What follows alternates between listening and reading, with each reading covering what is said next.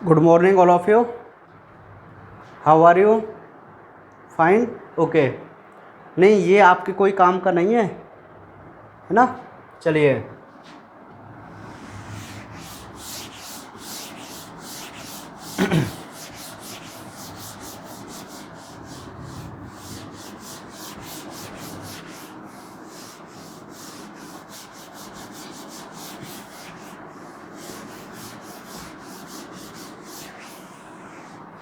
listen to me. Yesterday we talk about digestion of food into stomach and duodenum. Okay, तो duodenum तक हमने अपने food के digestion को कंप्लीट कर लिया था। मैं उसको थोड़ा सा आपको रिवाइज भी करा देता हूँ। आपका चैप्टर 16 है, ठीक है। थोड़ा सा रिवाइज यदि मैं आपको कराऊँ उसके बारे में, तो थोड़ा सा आप लिसन टू मी। देखिए, फर्स्ट वन क्या होता है? फर्स्ट वन आपका जो फूड है ना, वो इंटर करता है आपकी वकल कैविटी में, ठीक है। तो वकल कैविटी में जब आपका फूड जाता है तो उसमें सैलाइवा मिक्स होती है, क्लियर। तो सैलाइवा में एक एंजाइम होता है, डाइजेस्ट एंजाइम, जिसका नाम होता है टाइलिन, ओके। तो ये टाइलिन एंजाइम क्या करता है, आपके फूड में, आपके फूड का जो मेन कंपोनेंट है ना स्टार्च, ओनली ऑन उसको डाइजेस्ट करता है टाइलिन, और ये स्टार्च को कन्वर्ट कर देता है माल्टोज एंड डेक्स्ट्रिन में, एंड एबव 30% स्टार्च का ये डाइजेशन करता है इन वकल कैविटी, ओके। तो जब आपका जो फूड है वो वकल कैविटी में डाइजेस्ट हो जाता है तो आप उसको बोलस कहते हैं। क्या कहते हैं भाई? बोलस कहते हैं। अब ये जो बोलस है वो बाई एसोफेगस आपके स्टमक में इंटर करता है, ठीक है। स्टमक में जब ये इंटर करता है तो यहाँ पे 4 to 5 आवर्स स्टे करता है ना। इन दिस टाइम या in this period 4 to 5 hours का जो पीरियड है ना, इसमें क्या होता है, आपका जो स्टमक है वो, उसमें गैस्ट्रिक ग्लैंड होती हैं। वो गैस्ट्रिक ग्लैंड एक हार्मोन के कारण, एक bye the help of gastrin hormone, gastrin hormone से ये एक्साइट होता है। कौन? स्टिमुलेट होता है। कौन? Gastric gland. तो स्टिमुलेट होकर ये सीक्रेट करती है गैस्ट्रिक जूस का। कौन भाई? गैस्ट्रिक ग्लैंड, है ना। किससे स्टिमुलेट होती है? गैस्ट्रिन हार्मोन से, है ना। अब ये गैस्ट्रिन हार्मोन ना आपके जो पाइलोरिक पार्ट है ना स्टमक का, वहाँ से रिलीज होता है। तो आपकी गैस्ट्रिक ग्लैंड स्टिमुलेट हुई, उन्होंने गैस्ट्रिक जूस का सीक्रेशन किया, और आपका जो गैस्ट्रिक जूस होता है ना, वो उसमें कंटेन होते हैं, आपका एक HCl होता है, पेप्सिनोजन होता है, एक प्रोरेनिन होता है, और एक गैस्ट्रिक लाइपेज होता है, ठीक है। अब HCl जो है उसका मेन फंक्शन क्या होता है? HCl का फर्स्ट फंक्शन होता है कि ये आपके फूड को एसिडिक मीडियम में कन्वर्ट करता है। फर्स्ट वन इसका फंक्शन होता है। नेक्स्ट, फिर ये क्या करता है कि जो भी आपके इनएक्टिव एंजाइम इसके अंदर प्रेजेंट होते हैं, like as pepsinogen and prorenin, उसको ये कन्वर्ट करता है या उसको एक्टिव फॉर्म में कन्वर्ट कर देता है ना। जहाँ फूड का जो सॉलिड पार्टिकल्स होता है, जो कैल्शियम का बना होता है, उसको डिजॉल्व या उसको ब्रेक डाउन करने का काम भी करता है ना। और helps in the kill the bacteria, या आप कह सकते हैं कि ये बैक्टीरियाओं को किल करता है, डिस्ट्रॉय करता है, ठीक है। तो सुनिए, जो HCl के फंक्शन है ना, HCl के फंक्शन हो गए। फिर हम बात करते थे अपने पेप्सिनोजन की, है ना। तो सुनिए, बहुत सिंपल था कि आपका जो इनएक्टिव पेप्सिनोजन था, ये इनएक्टिव पेप्सिनोजन था। इस इनएक्टिव पेप्सिनोजन को जो HCl होता है ना, वो एक्टिव पेप्सिन में क्या कर देता था? कन्वर्ट कर देता था, ठीक है। पेप्सिन में कन्वर्ट हो गया। अब ये पेप्सिन क्या करेगा? ये पेप्सिन आपके भोजन की जो प्रोटीन होती है ना, आपके फूड की जो प्रोटीन होती है, उसको डाइजेस्ट करता है ये पेप्सिन।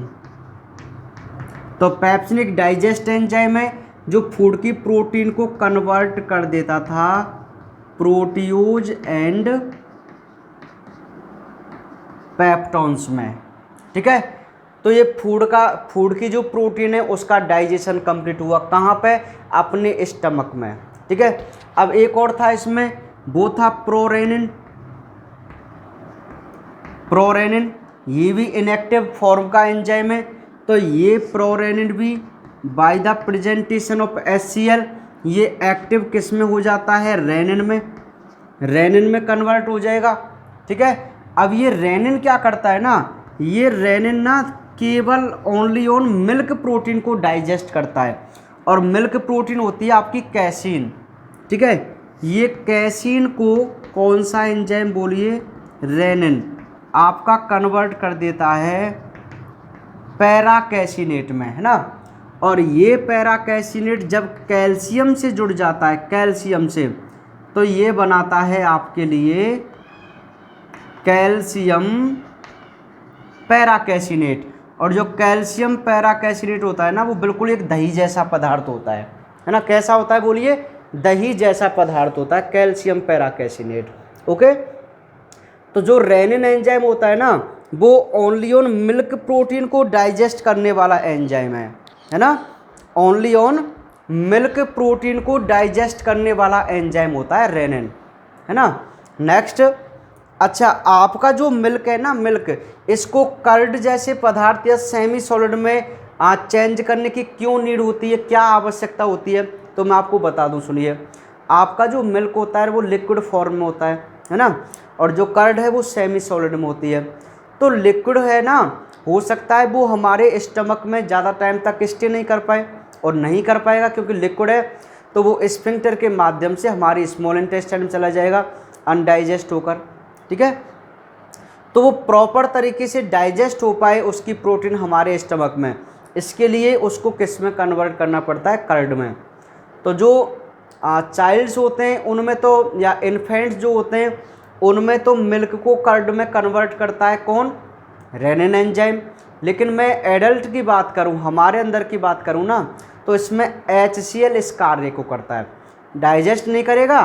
HCl का काम है केवल उसको कर्ड में कन्वर्ट कर देना का, और फिर जो पेप्सिन एंजाइम होता है ना, वो फिर इसकी प्रोटीन का क्या करता है, डाइजेस्ट करता है, डाइजेशन करता है। ये सिस्टम होता है। ठीक है, चलिए, तो ये आपका, अब एक इसमें था गैस्ट्रिक लाइपेज। अच्छा, गैस्ट्रिक लाइपेज पता है क्या होता है, गैस्ट्रिक लाइपेज जो होता है ना, वो एक फैट होती है जिसका नाम हो ट्राईब्यूटाराइन, ट्राईब्यूटाराइन। और वो ट्राईब्यूटाराइन जो फैट है ना, वो मिल्क में पाई जाती है ना, ब्यूटराइन बोल दीजिए ना, मिल्क की फैट है, तो उसको डाइजेस्ट करता है केवल गैस्ट्रिक लाइपेज, है ना। गैस्ट्रिक लाइपेज का ये फंक्शन होता है ना। और अब आपका जो फूड है ना, स्टमक में डाइजेस्ट हुआ, तो बताइए मुझे स्टमक में केवल कौन से कंपोनेंट का डाइजेशन हुआ है, आप बोलेंगे साहब ओनली ऑन प्रोटीन का, प्रोटीन का डाइजेशन होता है आपके स्टमक में। नहीं, ये फैट है ना, ये फूड की फैट नहीं है, ये मिल्क की फैट है। ठीक है, तो ना तो यहाँ पे कार्बोहाइड्रेट का डाइजेशन हुआ है, और ना ही यहाँ पर फूड की फैट का डाइजेशन हुआ है। केवल किसका डाइजेशन होता है अपने स्टमक के अंदर, ओनली ऑन प्रोटीन का, bye the help of pepsin enzyme. ठीक है, ये बात क्लियर है आपकी। चलिए,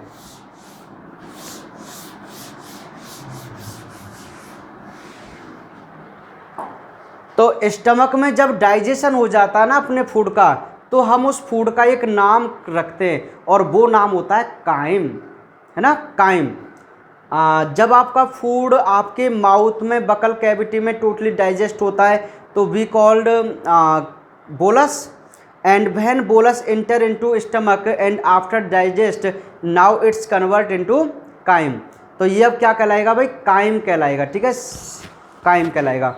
अब जो आपका काइम है ना, काइम, वो आपके ड्यूडेनम में पहुंचता है, ड्यूडेनम में, मोस्टली आपकी स्मॉल इंटेस्टाइन।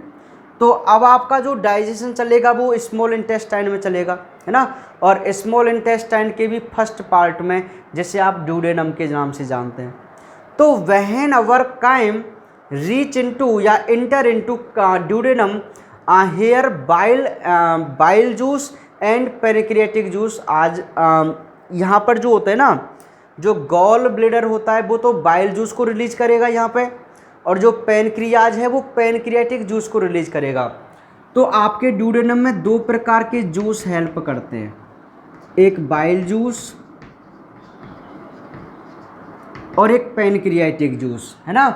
आपकी जो ड्यूडेनम होती है उसमें ना किसी भी प्रकार का कोई डाइजेस्ट एंजाइम नहीं होता, लेकिन वहाँ पर फिर भी फूड का डाइजेशन हो जाता है। रीजन, क्योंकि यहाँ पर एक तो बाइल जूस और एक पैनक्रियाटिक जूस जो दोनों ही यहाँ पर आते हैं। ठीक है, तो सुनिए first one bile juice.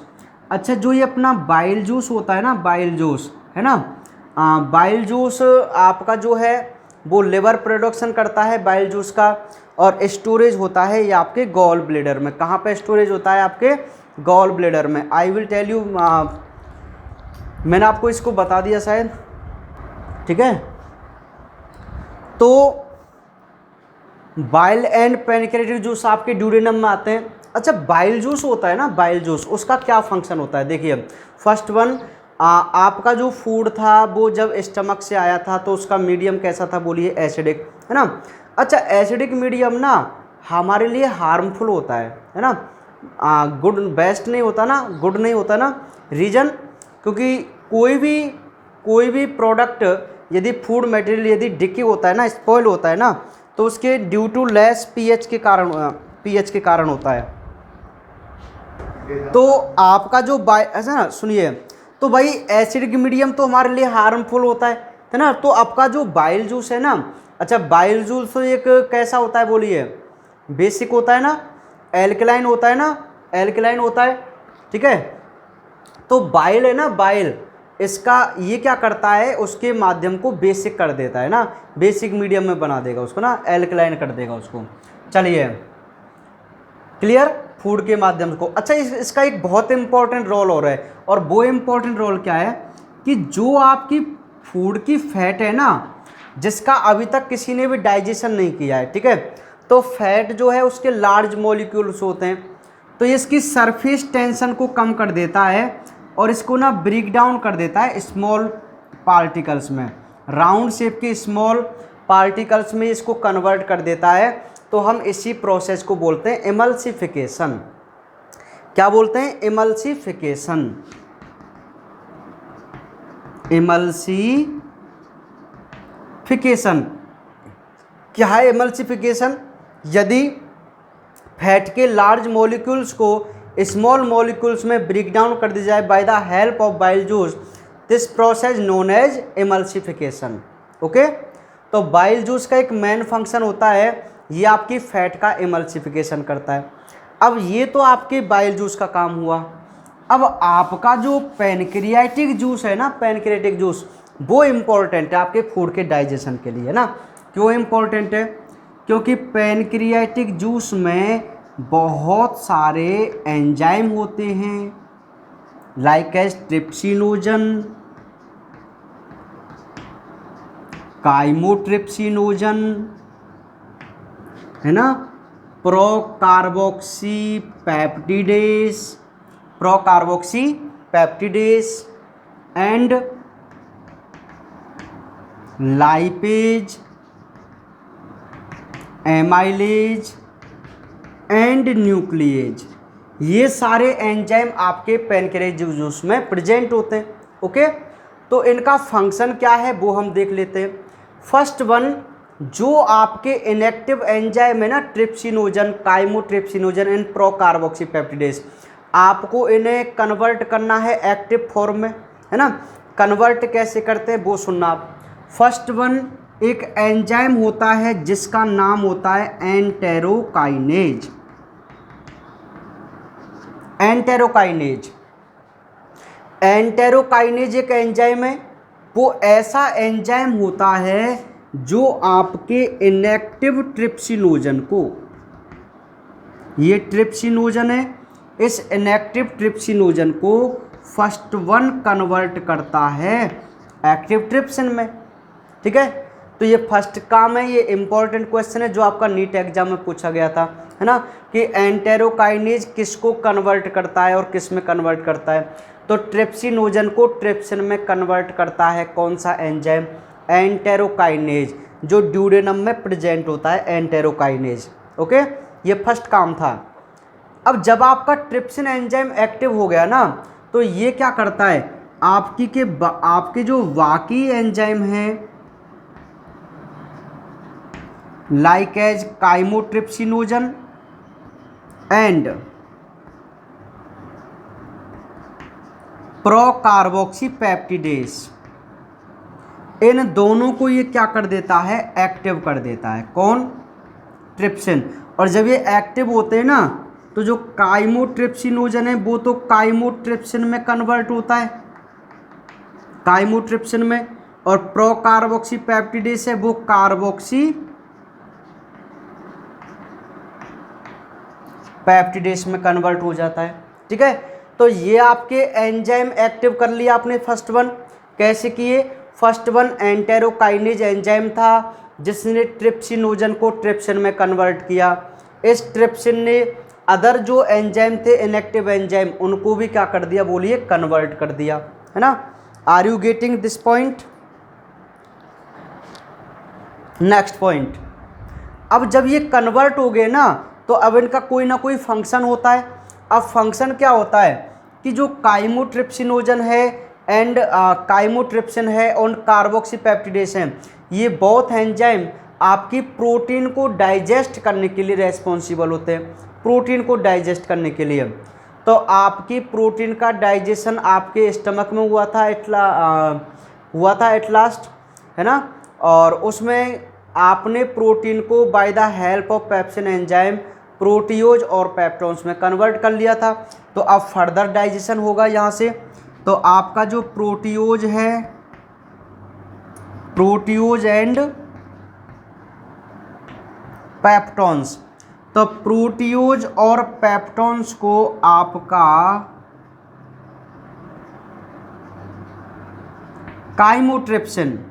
Chymotrypsin ये इसको कन्वर्ट कर देता है किसमें, स्मॉल पॉलीपेप्टाइड में। ठीक है, स्मॉल पॉलीपेप्टाइड चेन में। अब ये जो स्मॉल पॉलीपेप्टाइड होती हैं, ये जो स्मॉल पॉलीपेप्टाइड होती हैं, इस स्मॉल पॉलीपेप्टाइड को आपका कार्बोक्सीपेप्टिडेस ये इसको कन्वर्ट कर देता है भाई आपके डाइपेप्टाइड में। ठीक है, तो एट लास्ट जो ड्यूडेनम है, देखो टोटल लास्ट जो डाइजेशन होगा हर कंपोनेंट का वो तो आपके अदर पार्ट्स जो नेक्स्ट जेजुनम इलियम है उसमें होगा, लेकिन ड्यूडेनम में सेकंड लास्ट डाइजेशन हो जाता है, ये मानो आप। तो आपने प्रोटीन को कहाँ तक कन्वर्ट कर दिया है, एक वेरी स्मॉल मॉलिक्यूल्स डाइपेप्टाइड। ठीक है, what is the peptide, peptide a bond,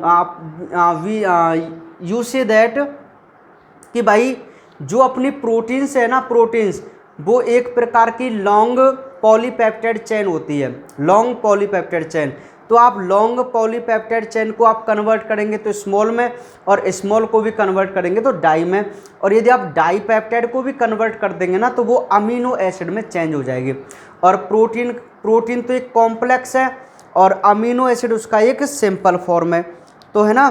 तो जो डाइजेशन होता है वो यही तो होता है कि यदि आप आपके फूड के जो कंपोनेंट है ना, कॉम्प्लेक्स कंपोनेंट, यदि आप उनको सिंपल कंपोनेंट में कन्वर्ट कर देंगे तो इसी प्रोसेस को आप क्या बोलते हैं, डाइजेशन बोलते हैं। क्या बोलते हैं, डाइजेशन बोलते हैं। क्लियर। तो ये आपके प्रोटीन का डाइजेशन हुआ आपके कहाँ पे, बोलिए कहाँ पे हुआ है, अभी कहाँ पे बोलिए, ड्यूडेनम में। ठीक है, तो ये टोटल प्रोटीन का डाइजेशन हुआ इन निष्क्रिय एंजाइमों से, इनएक्टिव एंजाइमों से। ये जितने भी इनएक्टिव एंजाइम है ना, ट्रिप्सिनोजन, काइमोट्रिप्सिनोजन एंड प्रोकार्बोक्सीपेप्टिडेस, तो फर्स्ट वन तो आपको इनको क्या करना है, बोलिए एक्टिव करना है। एक्टिव कैसे करना है, आपको एंटेरोकाइनेज की हेल्प लेनी होगी। वो पहले केवल इसको एक्टिव करेगा, फिर ये एक्टिव होगा तो ये बाकी के दोनों को एक्टिवेट कर देगा, और जब ये एक्टिवेट हो जाएंगे तो ये आपकी प्रोटीन का क्या करेंगे, डाइजेशन करेंगे, और उससे कहाँ तक कन्वर्ट कर देंगे, डाईपेप्टाइड तक। ओके, नेक्स्ट है लाइपेज। अच्छा, लाइपेज जो होता है ना, वो आपकी जो फैट है ना, फैट वो कैसी फैट है, बोलिए इमल्सिफाई फैट है ना, क्योंकि बाइल जूस ने अभी इस पे एक्ट किया था।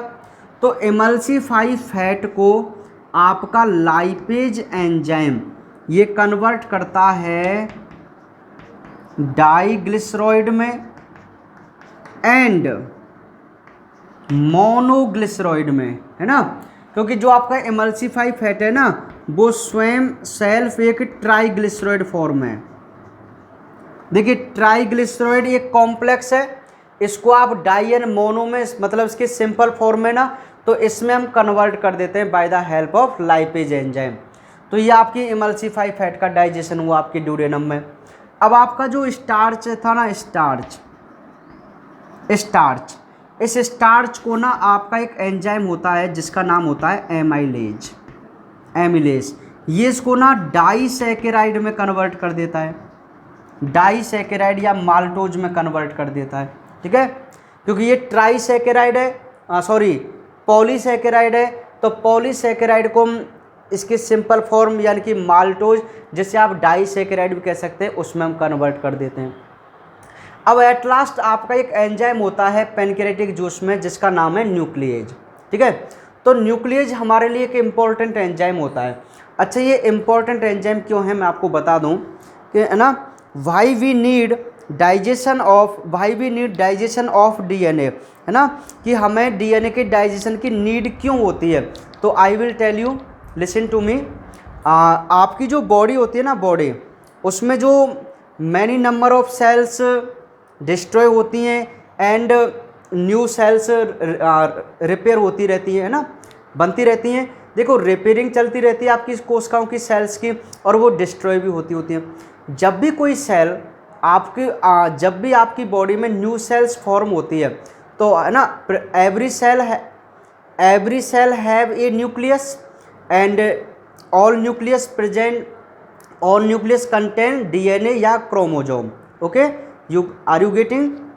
अच्छा, तो जो भी आप न्यू सेल फॉर्म करेंगे ना, जब भी आपकी बॉडी में नई सेल का फॉर्मेशन होता है, तो आपके लिए डीएनए चाहिए ना, यू नीड डीएनए। ओके, तो डीएनए फॉर्मेशन के लिए आपको रॉ मटेरियल चाहिए, raw material like as pentose sugar, है ना, नाइट्रोजन बेस एंड फॉस्फेट, है ना। ये 3 रॉ मटेरियल होते हैं आपके डीएनए को बनाने के लिए। एक होती है पेंटोज शुगर,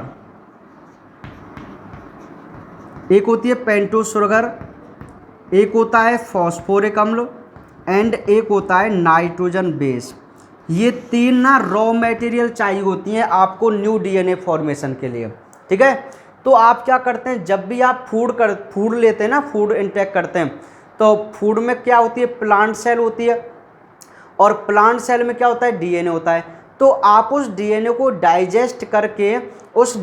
डाइजेस्ट करके आप उससे रॉ मटेरियल प्राप्त करते हैं, और फिर इस रॉ मटेरियल को अगेन जॉइंट करके आप क्या बना लेते हैं, अपने लिए डीएनए बना लेते हैं। तो डीएनए का डाइजेशन भी बहुत अर्जेंट है, चाहिए ना। चलिए, तो कैसे होता है सुनिए। ये जो आपका डीएनए होता है ना, डीएनए, इसको एक एंजाइम जो आपके पैनक्रियाटिक जूस में प्रेजेंट है, न्यूक्लिएज, ये इसको थोड़े से सरल रूप में तोड़ देता है, और इसका नाम होता है न्यूक्लियोटाइड। क्या होता है, न्यूक्लियोटाइड। तो डीएनए को न्यूक्लिएज एंजाइम न्यूक्लियोटाइड में कन्वर्ट कर देता है। तो ये आपका डाइजेशन कंप्लीट हुआ आपके ड्यूडेनम में। कहाँ पे बोलिए, आपकी ड्यूडेनम में जाके कंप्लीट हुआ है, ठीक है। अब जो ये after digestion of food into duodenum, now it's known as chyle. आप इसको क्या कह सकते हैं, काइल कह सकते हैं भाई, है ना, ठीक है। काइल के नाम से इसको जाना जाता है अब भोजन को। फर्स्ट वन ये क्या था, bolus, next chyme and last chyle. Okay, अब नाउ नेक्स्ट हेडिंग लगाइए आप, डाइजेशन इन जैजुनम और या इलियम कर लेना directly, digestion in ileum, heading लगा ली, लिखिए डाइजेशन इन इलियम, लिखिए in this part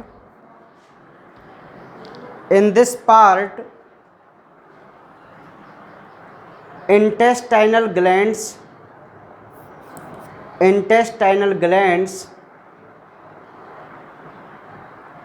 secrete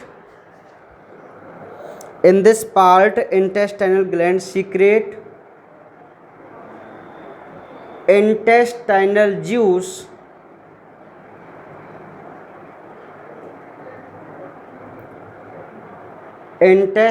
juice और सक्कस एंटेरिकस। देखो आप इसको इंटेस्टाइनल जूस भी कह सकते हैं और उसी का एक अदर नाम है succus entericus.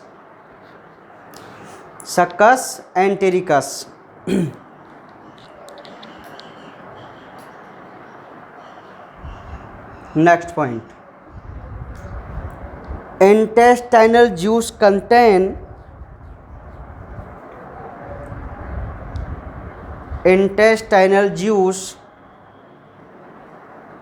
contain many enzyme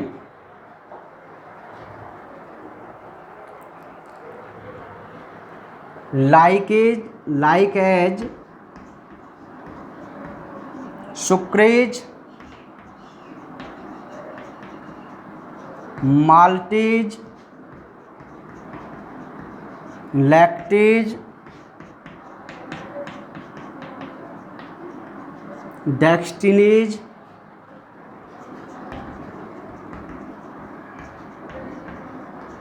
aminopeptidase,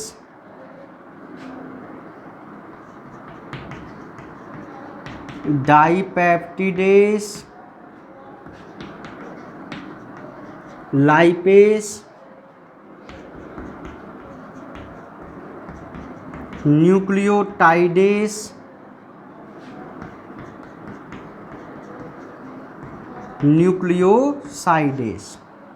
और इनको ना ऐसे बॉक्स में बंद कर लेना चाहें तो, ठीक है।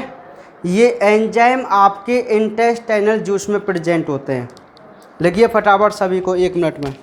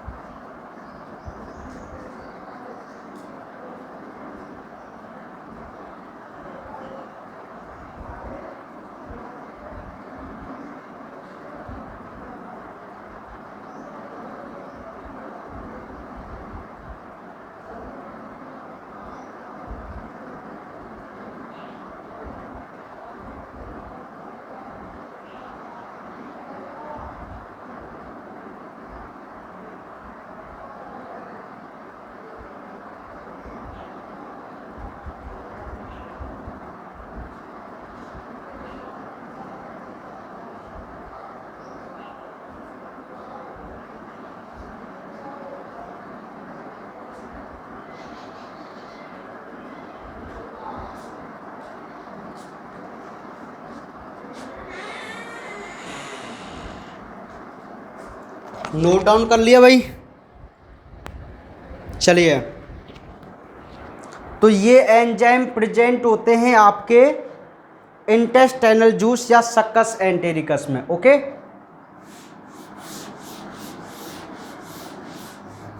अब हमें इनका एक एक का फंक्शन देखना है।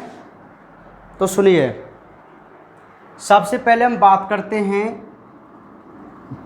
आपको इक्वेशन लिखने केवल, ये सुक्रोज है, इस सुक्रोज को आपका सुक्रेज कन्वर्ट करता है ग्लूकोज एंड फ्रक्टोस में, ग्लूकोज एंड फ्रक्टोस। माल्टोस, इस माल्टोस को माल्टेस एंजाइम कन्वर्ट करेगा ग्लूकोज एंड ग्लूकोज में। फिर आपका आता है लैक्टोज, इस लैक्टोज को लैक्टेज एंजाइम कन्वर्ट करेगा ग्लूकोज एंड गैलेक्टोज में। फिर है आपका डेक्स्ट्रिन, इस डेक्स्ट्रिन को डेक्सटिनेज कन्वर्ट कर देता है ग्लूकोज में, है ना। ये चारों जो है वो तो हैं स्टार्च डाइजेशन के इक्वेशन। अब आपका जो प्रोटीन का है ना वो एक ही है, केवल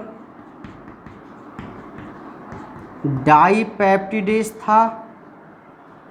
इस डाईपेप्टिडेज को, अरे हाँ सॉरी, डाईपेप्टाइड था, मैं तभी तो कह रहा हूँ डाईपेप्टाइड। इसको आपका एंजाइम डाईपेप्टिडेज, डाईपेप्टाइड को डाईपेप्टिडेज एंजाइम जो होता है ना वो कन्वर्ट कर देता है अमीनो एसिड में। नेक्स्ट आपका जो डाइग्लिसरॉइड एंड मोनोग्लिसरॉइड था, उसको lipase enzyme at last convert कर देता है फैटी एसिड एंड ग्लिसरॉल में, फैटी एसिड एंड ग्लिसरॉल में। तो ये आपका, ये तो प्रोटीन का पाचन है और ये आपके फैट का पाचन है, ठीक है। अब चलेगा आपके डीएनए का पाचन। तो आपका जो न्यूक्लियोटाइड था, न्यूक्लियोटाइड, उसको न्यूक्लियोटाइडेस एंजाइम कन्वर्ट करता है न्यूक्लियोसाइड में, न्यूक्लियोसाइड में। और इस न्यूक्लियोसाइड को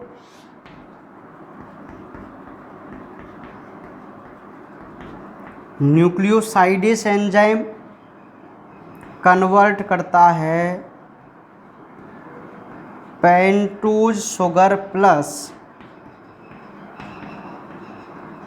N2 बेस। तो ये आपके डीएनए का डाइजेशन है कंप्लीट। तो इस प्रकार आपका कंप्लीट डाइजेशन होता है आपकी स्मॉल इंटेस्टाइन में।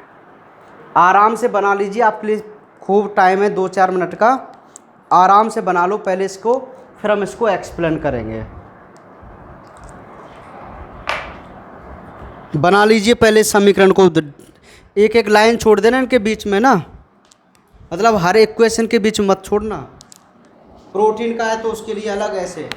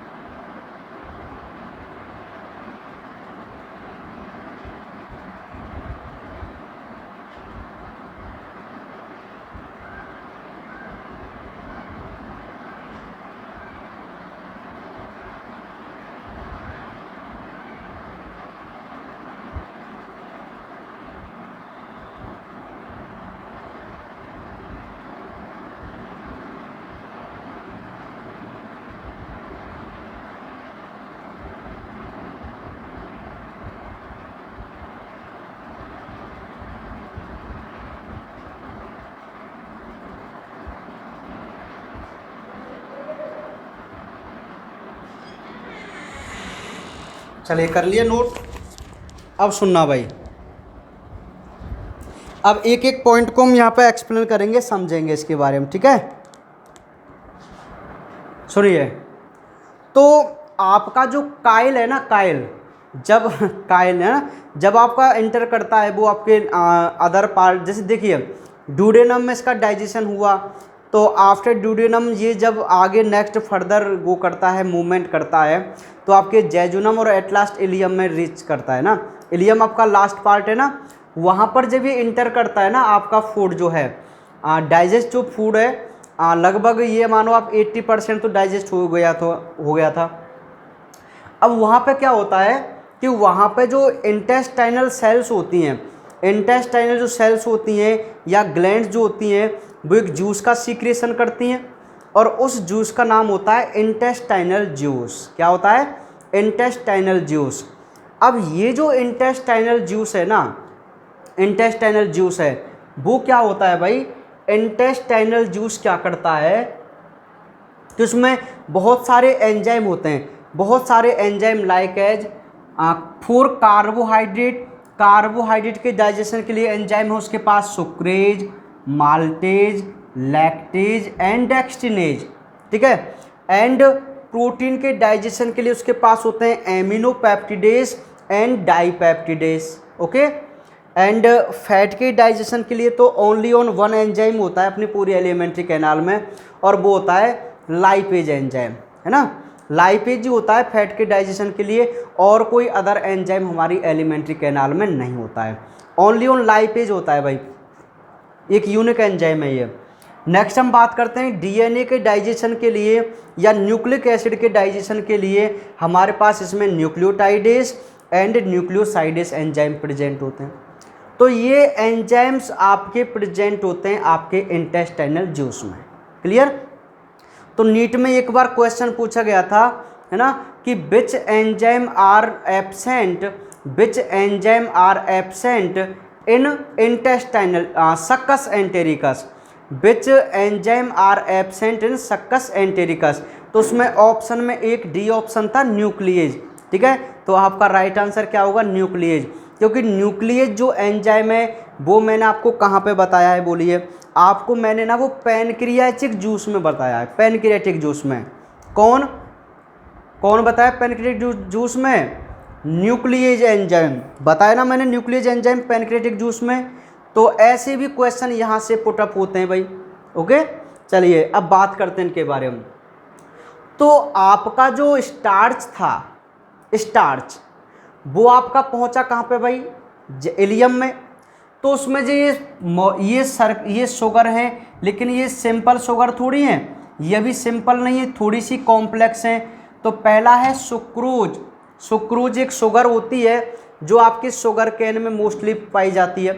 तो सुक्रोज को sucrase enzyme glucose and fructose नाम की सिंपल शुगर में कन्वर्ट कर देता है।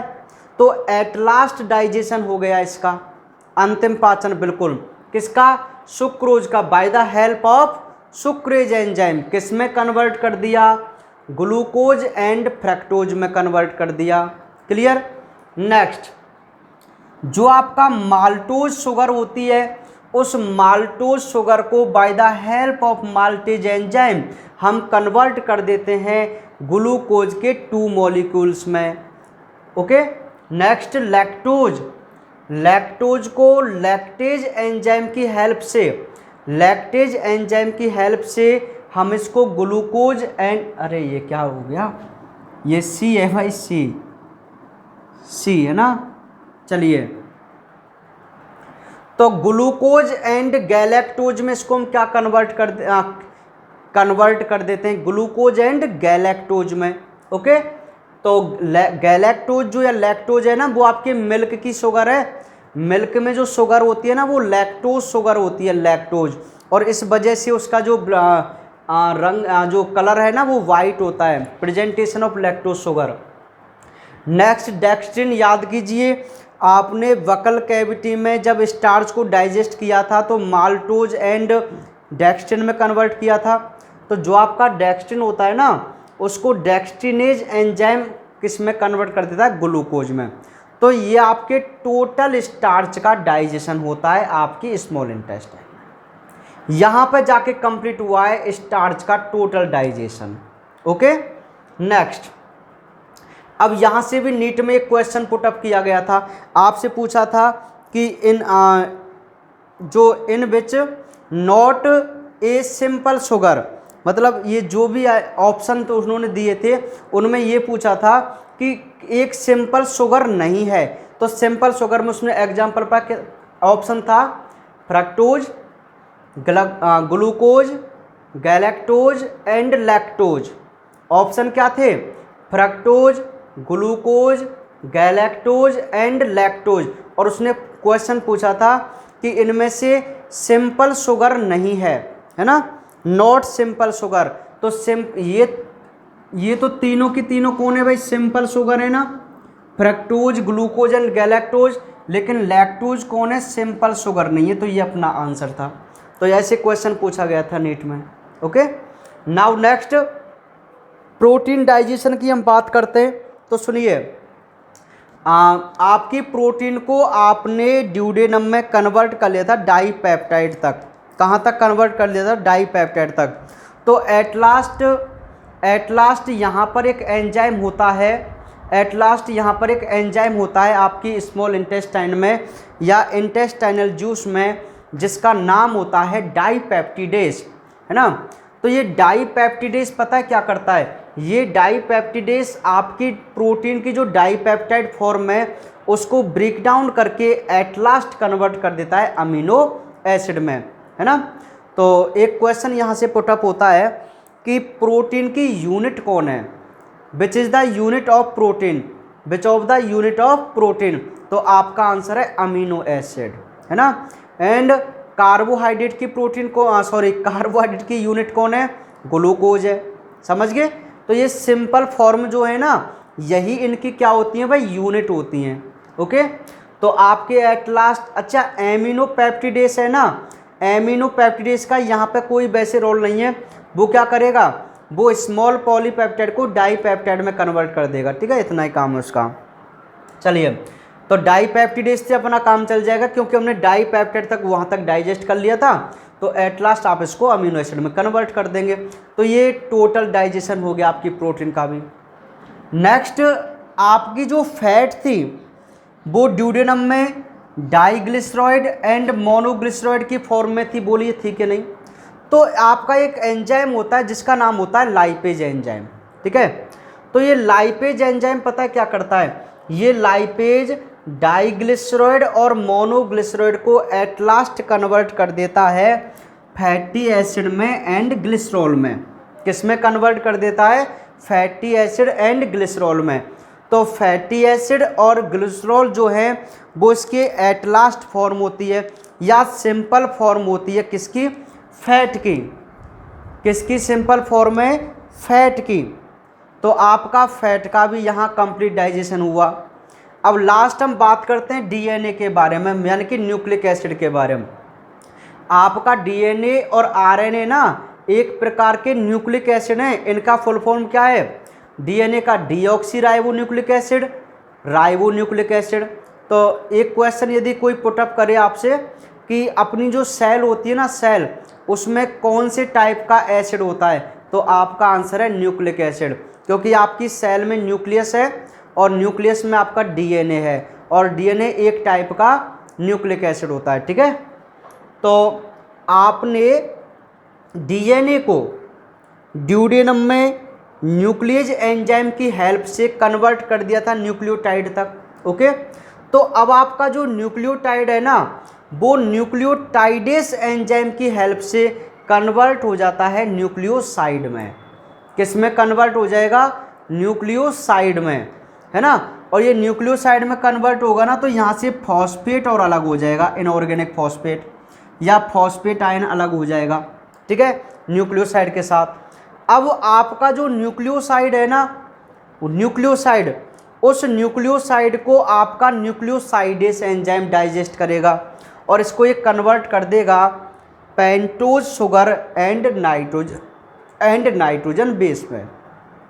ठीक है, तो ये आपका कंप्लीट डाइजेशन हुआ है आपकी एलिमेंट्री कैनाल में। ओके, तो जो एलिमेंट्री कैनाल है उसमें हमने कंप्लीट अपने फूड का डाइजेशन देख लिया। उसमें मोस्टली हमने 4 कंपोनेंट को डाइजेस्ट किया है। एक हमने किया है कार्बोहाइड्रेट, एक हमने किया है प्रोटीन, एक किया है फैट और एक किया है डीएनए। तो 4 कंपोनेंट का हमने कंप्लीटली डाइजेशन कर लिया। ठीक है, अब उसके क्वेश्चन के पैटर्न आप समझिए। वो क्वेश्चन कैसे देता है, या तो आपसे क्वेश्चन ऐसे पुटअप करेगा कि आप एलिमेंट्री कैनाल में कार्बो स्टार्च के डाइजेशन को एक्सप्लेन कीजिए, ओनली ऑन स्टार्च के डाइजेशन को। तो आपको आंसर कैसे करना है बताऊं? आपसे पूछा है कि आप केवल स्टार्च के डाइजेशन को एक्सप्लेन कीजिए, तो आप यूं देखना है आपको कि आपकी एलिमेंट्री कैनाल में स्टार्च का डाइजेशन कौन कौन से पार्ट में कैसे कैसे हो रहा था। तो देखिए, स्टार्च का डाइजेशन आपकी वकल कैविटी से स्टार्ट होता है, तो आपको वकल कैविटी के बारे में एक क्वेश्चन था वो देना था। स्टमक में नहीं होता ना स्टार्च का, तो स्टमक आपको बिल्कुल भी नहीं नोट डाउन करना है उस आंसर में। आपके ड्यूडेनम में होता है, ड्यूडेनम लिखना है। इलियम में होता है, इलियम में लिखना है ये वाला। ये 4 इक्वेशन तो ये हैं जो स्टार्च के डाइजेशन के। एक इक्वेशन आपके ड्यूडेनम का है और एक इक्वेशन आपकी वकल कैविटी का है। तो 6 इक्वेशन से आप टोटल एक्सप्लेन कर सकते हैं ना आपके कंप्लीट डाइजेशन को, स्टार्च के डाइजेशन को केवल। अब ऐसे ही वो आपसे पुटअप कर ले कि आप प्रोटीन के डाइजेशन को एक्सप्लेन कीजिए। तो प्रोटीन के डाइजेशन कहाँ से स्टार्ट होता है बोलिए? अरे प्रोटीन का डाइजेशन आपके स्टमक से स्टार्ट होता है। तो आप स्टमक से उसकी स्टार्टिंग करेंगे, जहाँ आप अपने पेप्सिन रेनिन एंजाइम का जिक्र मेंशन करेंगे ना। उसके बाद आपके ड्यूडेनम में था, ड्यूडेनम में बहुत सारे इक्वेशन थे प्रोटीन डाइजेशन के, वही ट्रिप्सिनोजन काइमोट्रिप्सिनोजन वाले, वो आपको मेंशन करने। और एट लास्ट आपको स्मॉल जेजुनम में कौन सा करना है? डाईपेप्टिडेस वाला, डाईपेप्टाइड वाला। ये आपको ऐसे करने, सिंपल। तो ऐसे भी आपसे वो ऐसे ही आपसे क्वेश्चन पुटअप करता है, या स्पेशली आपसे पूछ लेगा describe the digestion in stomach, explain the digestion in duodenum. केवल यदि आपसे ड्यूडेनम में डाइजेशन को पूछा है तो आप केवल ड्यूडेनम के बारे में एक्सप्लेन करेंगे बस, आपको अदरवाइज कुछ नहीं लिखना है। क्लियर? तो ये आपका डाइजेशन कंप्लीट है। और tomorrow we will discuss about absorption and assimilation, है ना। और आपकी जो थ्योरी वो है, शायद जो चैप्टर है वो 2 दिन बाद आपका कंप्लीट हो जाएगा। 2 डेज तो इसमें लगेंगे, 2 दिन के बाद ये पूरा चैप्टर आपका कंप्लीट हो जाएगा ना, समझ रहे। और तभी आपके ऑफलाइन स्कूल ओपन हो जाएंगे। Okay okay bye. इसकी प्रैक्टिस आप ज़रूर कर लेनी है भाई। प्रैक्टिस आपको 101% करनी है। इन इक्वेशन की आपको रफ में लिख के देखना है, इनको प्रैक्टिस करनी है, तब आपके बिल्कुल ये कंसेप्ट क्लियर होंगे इसके।